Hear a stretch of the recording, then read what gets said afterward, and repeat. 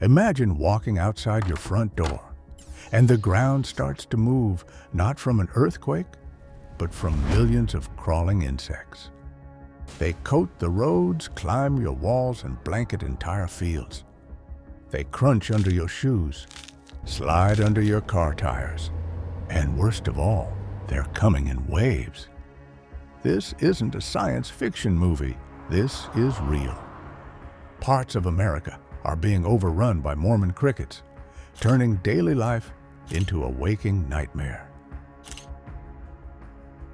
Despite their name, Mormon crickets aren't true crickets. They're actually katydids, more closely related to grasshoppers, and they can grow up to 3 inches or 8 centimeters long. With hard, armor-like bodies and long legs, they don't fly. They march, and they do it in groups so large they're visible from the air. Some swarms stretch over 10 miles long and contain tens of millions of insects. But why are they called Mormon crickets? The name dates back to the mid-1800s when Mormon pioneers settled in Utah. In 1848, massive swarms descended on their newly planted crops, threatening to destroy their food supply. According to legend, just as settlers began to despair, huge flocks of seagulls appeared and devoured the invading insects. That event is remembered as the miracle of the gulls, and the insects became known as Mormon crickets. Today, they're less miracle and more menace. These invasions haven't stopped. In fact, they've gotten worse. Mormon crickets all over the road. Every few years, under the right conditions, mild winters and wet springs, Mormon crickets explode in population. States like Nevada, Idaho, Oregon, Utah, and even parts of California have been hit. They invade rural towns, farmland, highways, anywhere their legs can take them. These insects are voracious. They devour crops, grasses, shrubs, even paint and rubber if they're desperate. Some towns report thousands of acres of farmland destroyed in just days. Wheat, corn, alfalfa, gone. And then there's the smell. When crushed by cars or trampled by the millions, their bodies release a foul, rotting odor that can hang in the air for weeks. Worse still, they're cannibals. If they can't find plants, they eat each other, which fuels their constant forward march. Cannibalism isn't a whim, it's a survival mechanism. Researchers say it's the fear of being eaten that drives them to keep marching without stopping.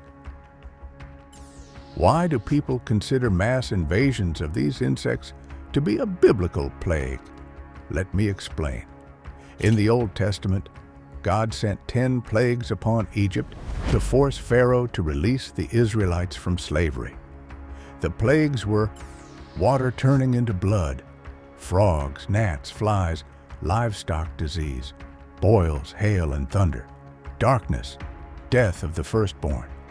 And then comes the one most closely associated with the modern-day Mormon cricket invasion, locusts. These insects destroyed all crops, brought famine, and caused chaos. In a similar way, modern swarms of Mormon crickets cause severe ecological and economic damage. So, the parallel is clear. In both cases, the insects symbolize punishment or a test of faith. In both cases, the plague arrives suddenly and brings destruction. And the human response? In both ancient times and today, prayer, hope, and a struggle for survival. But the deeper you dive into this insect's biology, the stranger it gets.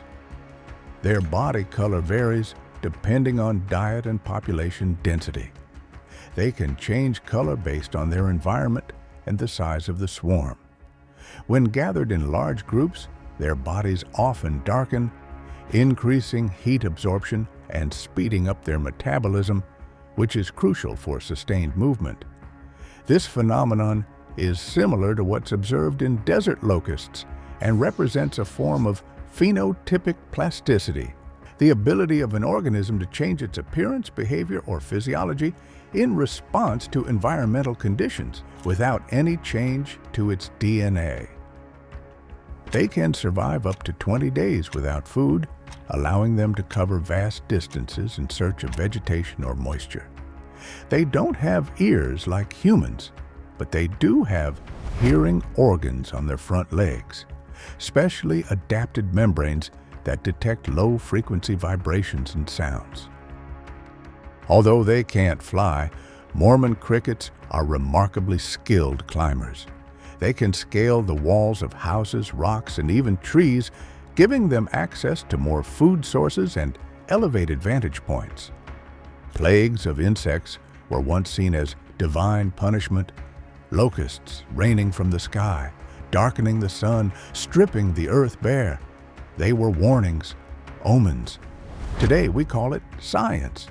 We talk about climate, migration, ecosystems, survival, but the feeling, that eerie primal dread, hasn't changed. Because when your world suddenly crawls with millions of hard-shelled marching bodies, when they devour everything you've planted, climb the walls of your home, and flood your streets, you begin to wonder, are we witnessing a biological anomaly or the return of an ancient curse? Don't forget to subscribe and leave a comment. Join our growing community. Thanks for watching, and we'll see you in the next video. Nature's Code.